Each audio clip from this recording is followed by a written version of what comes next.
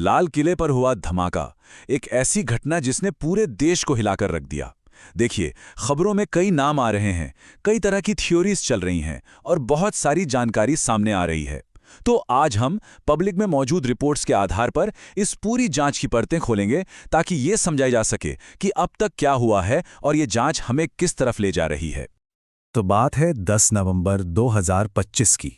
शाम का वक्त था, करीब 6:45 बज रहे थे। जगह थी दिल्ली का एक बेहद व्यस्त इलाका, और यहाँ कुछ ऐसा होने वाला था जो देश की सुरक्षा एजेंसियों के लिए एक बड़ी चुनौती बनने वाला था।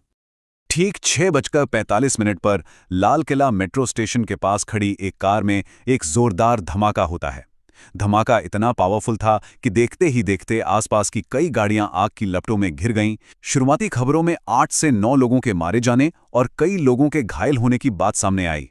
जाहिर है पूरे इलाके में अफरा तफरी मच गई। तो सवाल ये है कि धमाके के फौरन बाद हुआ क्या? मौके पर जो टीमें पहुंची, उन्हें क्या मिला और उन्होंने अपनी जांच की शुरुआत कैसे की? चलिए इसे समझते हैं।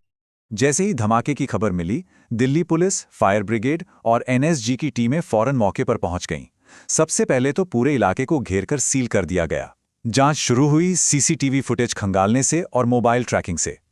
मामले की गंभीरता को देखते हुए यूएपीए और एक्सप्लोजिव्स एक्ट के तहत केस दर्ज हुआ, और जल्द ही ये पूरा केस एनआईए यानी नेशनल इन्वेस्टिगेशन एजेंसी को सौंप दिया गया, जो अपने आप में एक साफ इशारा था कि इसे एक आतंकवादी साजिश के तौर पर देखा जा रहा है।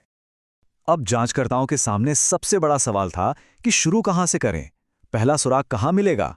और जैसा कि अक्सर ऐसे मामलों में होता था, जवाब एक बहुत ही अहम सबूत में छिपा हुआ था। और इस केस में जांच का वो सबसे पहला और सबसे जरूरी सुराग वो धमाके में इस्तेमाल हुई कार ही थी। इसी कार से जांचकर्ताओं को वो पहली कड़ी मिली जिसने उन्हें संदिग्धों तक पहुंचा दिया। तो जांच की पूरी सुई घूम गई उस Hyundai i20 कार पर। उसके रजिस्ट्रेशन पेपर्स खंगाले गए और यहीं से एक बड़ा कनेक्शन सामने आया। ये कार जम्मू कश्मीर के पुलवामा के एक डॉक्टर उमर के नाम पर रजिस्टर्ड थी। शुरुआती थियरी यही बनी कि कार में जो जली हुई लाश मिली वो शायद खुद डॉक्टर उमर की ही है, और इसे कंफर्म करने के लिए परिवार के डीएनए सैंपल लिए गए। इस कार के सुराग ने जांच को एक बहुत ही हैरान करने वाली दिशा में मोड़ दिया। शक की सुई पढ़े लिखे प्रोफेशनल्स, खासकर डॉक्टरों की तरफ घूमने लगी। मीडिया में इसे व्हाइट कॉलर मॉड्यूल कहा जाने लगा, और ये अपने आप में एक बहुत गंभीर बात थी, क्योंकि इससे ये पता चलता है कि आतंकवाद का चेहरा कितना बदल चुका है। तो रिपोर्ट्स के मुताबिक 4 मुख्य नाम सामने आए।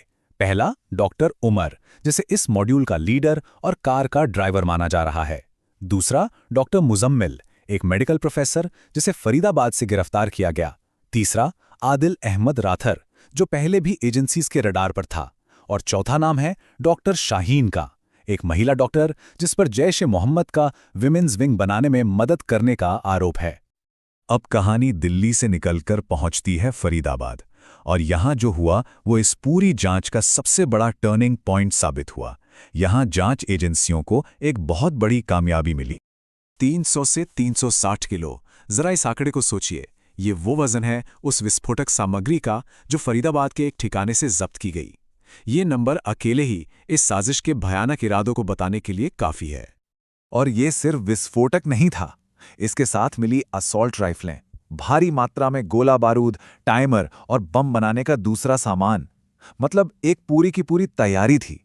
ये बरामदगी सीधे तौर पर डॉक्टर मुजम्मिल की गिरफ्तारी से जुड़ी थी, और इसने ये साफ कर दिया कि एक बहुत बड़े और सुनियोजित ऑपरेशन का हिस्सा था। फरीदाबाद की इस बरामदगी ने बेशक कई राज खोले, लेकिन इसने कुछ नए और उससे भी ज्यादा बड़े सवाल खड़े कर दिए। तो क्या है वो सवाल जिनका जवाब मिलना भी बाकी है? सबसे पहला और सबसे बड़ा सवाल, आखिर इस पूरे नेटवर्क का असली मास्टरमाइंड कौन है? पर्दे के पीछे से इसे कौन चला रहा है? हाँ, जैश-ए-मोहम्मद जैसे आतंकी संगठनों की तरफ शक की सुई जरूर घूमी है, लेकिन अभी तक किसी संगठन से सीधे तौर पर कनेक्शन की आधिकारिक पुष्टि नहीं हुई है। दूसरा अहम पहलू है फोरेंसिक सबूत। देखिए, यही वो सबूत होते हैं जो किसी भी केस को कोर्ट में मजबूती से खड़ा करते हैं।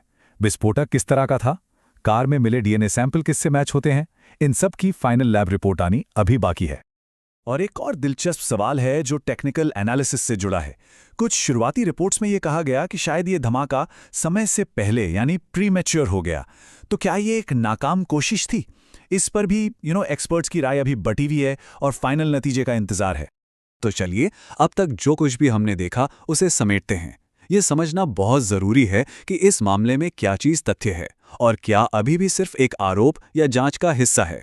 तो देखिए, जो बात पक्की है वो ये है, लाल किले के पास एक घातक धमाका हुआ। इसे एक आतंकी साजिश मानकर जांच हो रही है और फरीदाबाद से हथियारों का जखीरा भी मिला है। ये बातें तथ्य हैं, लेकिन जिन लोगों के नाम सामने आए हैं उनका गुनाह अभी अदालत में साबित होना बाकी है। असली मास्टरमाइंड कौन है और किसी संगठन से उनका पक्का लिंक है या नहीं, ये भी अभी जांच के ही दायरे में है। और इसीलिए हम इस पूरी बातचीत को स्रोत सामग्री के एक बहुत ही ज़रूरी वाक्य के साथ खत्म करेंगे। इन्हें अभी संदिग्ध या आरोपी के रूप में ही पढ़ें, क्योंकि जब तक अदालत का फैसला नहीं आ जाता, कानून की नज़र में हर कोई बेगुनाह होता है। ये एक बहुत पेचीदा जांच है और यकीनन आने वाले वक्त में हमें और भी बहुत कुछ पता चलेगा।